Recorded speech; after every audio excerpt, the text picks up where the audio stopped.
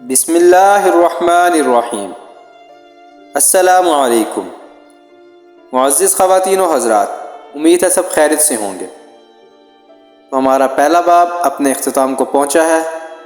اللہ تعالیٰ جو سنا ہم نے اس میں اور جو پڑھا اس پر عمل کرنے کی توفیق عطا فرمائے، اور جو لوگ نہ دیکھ سکے وہ میرے چینل پر جا کر پہلے باب کی ساری ویڈیوز دیکھ سکتے ہیں۔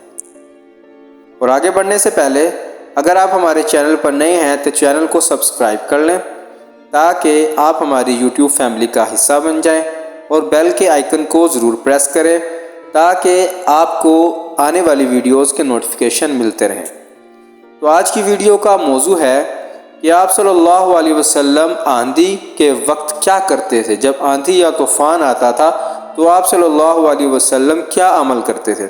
حضرت عائشہ رضی اللہ تعالی عنہا فرماتی ہیں کہ جب ابر آندھی وغیرہ ہوتی تھی تو حضور اقدس صلی اللہ علیہ وسلم کے چہرہ انور پر اس کا اثر ظاہر ہوتا تھا اور چہرے کا رنگ فت ہو جاتا تھا، اور خوف کی وجہ سے کبھی اندر تشریف لے جاتے کبھی باہر تشریف لاتے، اور یہ دعا پڑھتے تھے: اللہم انی اسألک خیرہا و خیر ما فیہا و خیر ما ارسلت بہ و اعوذ بک من شرہا و شر ما فیہا و شر ما ارسلت بہ۔ ترجمہ ہے جس کا: یا اللہ، اس ہوا کی بھلائی چاہتا ہوں اور جو اس ہوا میں ہو، بارش وغیرہ اس کی بھلائی چاہتا ہوں، اور جس غرض کے لیے یہ بھیجی گئی اس کی بھلائی چاہتا ہوں۔ یا اللہ، میں اس ہوا کی برائی سے پناہ مانگتا ہوں، اور جو چیز اس میں ہے اور جس غرض سے یہ بھیجی گئی اس کی برائی سے پناہ مانگتا ہوں۔ اور جب بارش شروع ہو جاتی تو چہرہ پر انبساط شروع ہوتا۔ میں نے عرض کیا کہ یا رسول اللہ صلی اللہ علیہ وسلم، سب لوگ جب ابر دیکھتے ہیں تو خوش ہو جاتے ہیں کہ بارش کے آثار معلوم ہوئے، مگر آپ پر ایک گرانی محسوس ہوتی ہے۔ حضور صلی اللہ علیہ وسلم نے ارشاد فرمایا: عائشہ، مجھے اس کا کیا اطمینان کہ اس میں عذاب نہ ہو۔ قوم عاد کو ہوا کے ساتھ ہی عذاب دیا گیا، اور وہ ابر کو دیکھ کر خوش ہوئے تھے کہ اس ابر میں ہمارے لیے پانی برسایا جائے گا، حالانکہ اس میں عذاب تھا۔ اللہ جل شانہ کا ارشاد ہے: فَلَمَّا رَأَوْهُ عَارِضًا مُسْتَقْبِلَ أَوْدِيَتِهِمْ آیا۔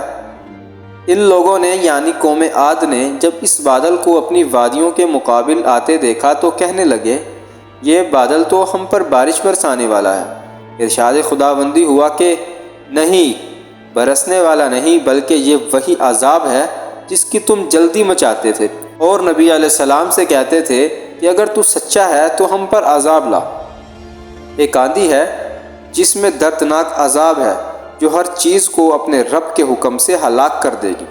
چنانچہ وہ لوگ اس آندھی کی وجہ سے ایسے برباد ہو گئے کہ ان کے مکانات کے علاوہ کچھ نہ دکھائی دیتا، اور ہم مجرموں کی اس طرح سزا دیا کرتے ہیں۔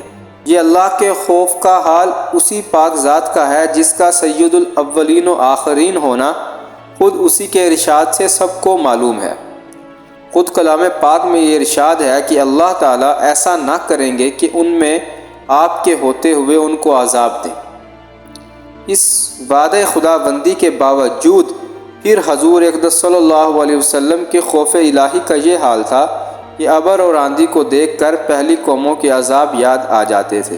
اسی کے ساتھ ایک نگاہ اپنے حال پر بھی کرنا کہ ہم لوگ ہر وقت گناہوں میں مبتلا رہتے ہیں، اور زلزلوں اور دوسری قسم کے عذابوں کو دیکھ کر بجائے اس سے متاثر ہونے کے توبہ، استغفار، نماز وغیرہ میں مشغول ہونے کے دوسری قسم کی لغو تحقیقات میں پڑ جاتے ہیں، اور یہ کہتے ہیں کہ یہ جو زلزلہ ہے اس کی یہ وجہ ہوگی یا اس کی کوئی اور وجہ ہوگی۔ لیکن نہیں، ہم سب اپنے حال پر ذرا تھوڑا سا نظر ڈالیں، نگاہ ڈالیں کہ ہم لوگ کیا کرتے ہیں۔ وہ اتنی پاک ہستی جس مقصد کائنات، جس کے لیے اللہ تعالیٰ نے کائنات بنائی، اس کو تو اللہ تعالیٰ کچھ ذرا بھر بھی نقصان نہیں پہنچا سکتے، تو ان کا یہ حال تھا آندھی طوفان کے وقت۔ ہم لوگ تو کیا کرتے ہیں، ہم لوگ تو انجوائے کرتے ہیں، ہم تو کہتے ہیں آج موسم بہت اچھا ہے، آج باہر جاتے ہیں، آؤٹنگ پہ جاتے ہیں، آج تو لانگ ڈرائیو پہ جاتے ہیں۔ یہ حال ہمارا ہے، اور وہ اس پاک ذات ہستی کا ہے جس کے ہم ماننے والے ہیں، جس کی ہم امت میں سے ہیں۔ تو ہم کس راستے پر چلے ہوئے ہیں، ذرا ہم سب کو اپنے اپنے حال پر تھوڑی نظر ڈالنی چاہیے، اپنے گریبان میں جھانکنا چاہیے کہ ہم کس راستے پر چل پڑے ہیں۔ اللہ تعالی ہم سب کا حامی و ناصر ہو۔ جو کچھ سنا، جو کچھ پڑھا، اس پر عمل کرنے کی توفیق عطا فرمائے اور دوسروں تک پہنچانے کی توفیق عطا فرمائے۔ تو ویڈیو کا اختتام یہیں پر ہوا چاہتا ہے، تو اللہ تعالی ہم سب کو اپنے حفظ و امان میں رکھے۔ شکریہ۔